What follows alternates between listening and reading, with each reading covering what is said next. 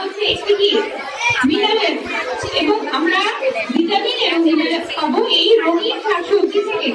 তাই আমরা শাক খাবো, পুঁই শাক, লাল শাক, ঠিক আছে, এবং আমরা সালাদ খাবো। প্রতিদিন আমাদের প্লেটে যেন শুধু ভাত আর তরকারি না থাকে, ঠিক আছে, ভাত থাকবে, তরকারি থাকবে, সবজি থাকবে, সালাদ থাকবে, লেবু থাকবে, ঠিক আছে। এটা একটা সাধারণ খাদ্য তালিকা, মানে একটা সাধারণ নিয়ম, কিন্তু এই কয়েকটা জিনিস আমাদের মধ্যে থাকতে হবে। এবং খাওয়ার সময় ঘন ঘন পানি খাওয়া যাবে না, যে আমরা এক নাগাদ খাইলাম আর পানি খেতে, ঠিক আছে। খাওয়াটা শেষ হবে, কিছুক্ষণ আমরা অপেক্ষা করবো, তারপরে আমরা পানি খাবো। তাহলে আমাদের অ্যাসিডিটির সমস্যা হতে পারে, আমাদের হজমের সমস্যা হতে পারে। আমরা বুঝতে পারলাম বিষয়টা? কিছু কি বুঝলাম? এখন আমরা কি করবো? খাওয়ার প্লেটটা আমাদের কিভাবে রঙিন করবো বলো তো? একজন বলতে পারবে কিভাবে রঙিন করবো?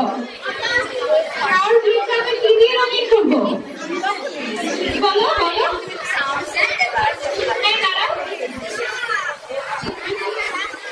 শাক সবজি দিয়ে। আচ্ছা, আর আমরা সাথে কি শাক সবজির রং কয়টা হবে বলো তো? 3টা।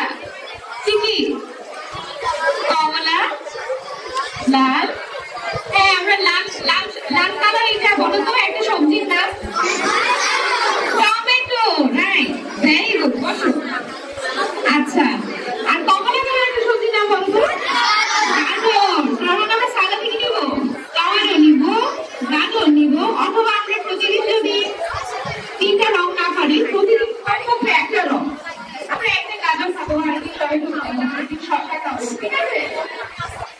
আমরা হচ্ছে সবজির মধ্যে মিষ্টি কুমড়া নিতে পারি, ঠিক আছে, লাল শাক নিতে পারি, সাদা শাক নিতে পারি, পুঁই শাক নিতে পারি, ঠিক আছে।